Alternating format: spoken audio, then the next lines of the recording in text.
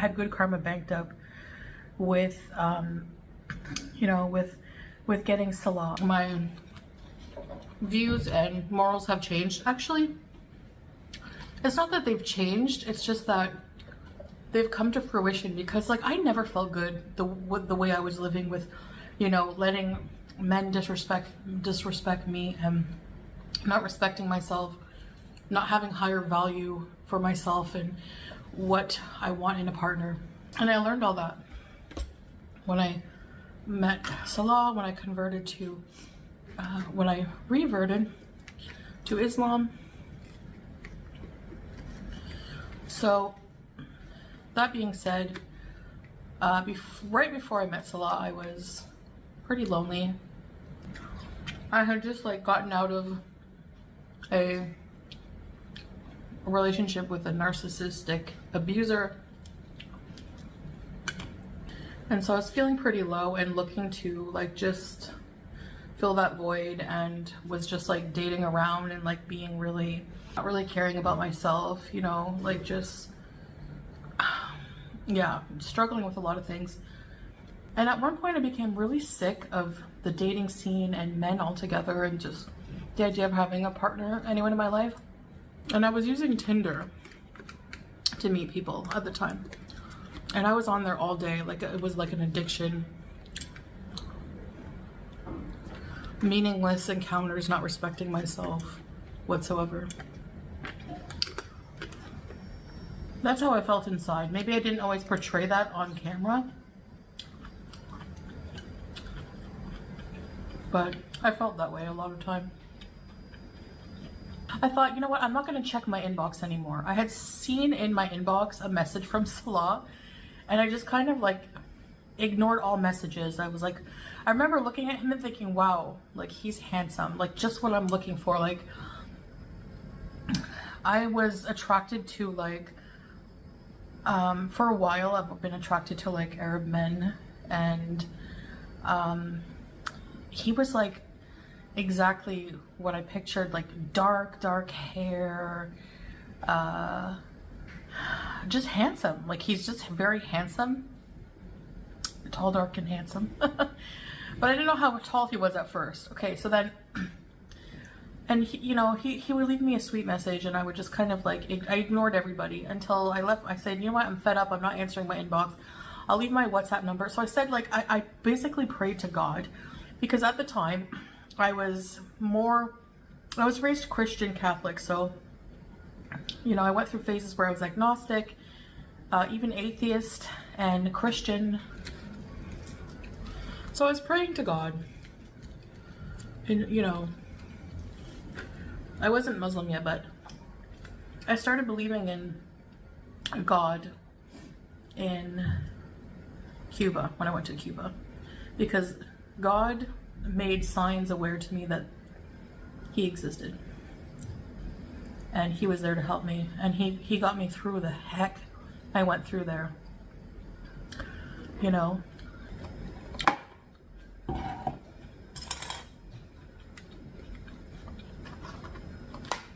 I prayed the night before Salah messaged me. I prayed and was like, listen, please God, send me a man who will take care of me and who is good for me. So, you know, like, admittedly, and this is not very healthy, but I wanted to get my mind taken off of the,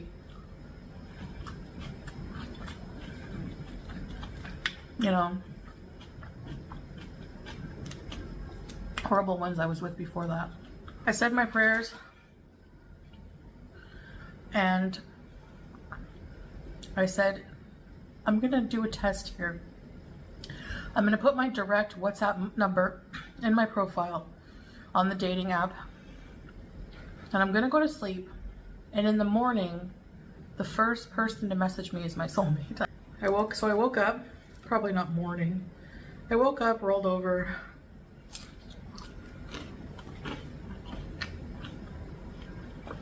and checked my phone, And I had a WhatsApp message from, and it was from Salah. One of the first, the first communication was, I was like, where are you from? And he was like, I'm Syrian living in Kuwait.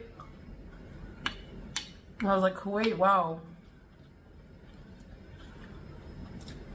I would love to visit there someday. And his confidence, like, was such an attractive thing for me.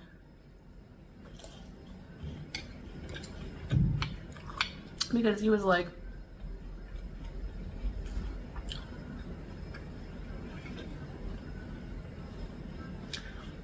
don't worry, you will, with a winky face, and like, so I was like, oh, Do you know any Arabic? Maybe you've heard of the term Habibi. It was so cute. And then after a while of talking, marriage came up. Because in his culture, dating is not, even on a dating app, you're looking for marriage. That's what everyone...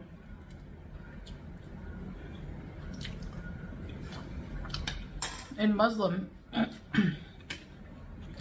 also custom, dating is forbidden, so the goal is marriage. And I still listen to this voice note sometimes. It makes me laugh. And